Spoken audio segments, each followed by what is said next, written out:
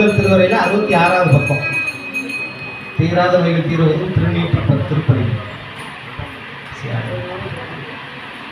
மந்திரமாவது நீரு வானவர் மேலது நீரு சுந்தரமாவது நீரு துதிக்கப்படுவது நீரு சந்திரமாவது நீரு சமயத்தில் உள்ளது நீரு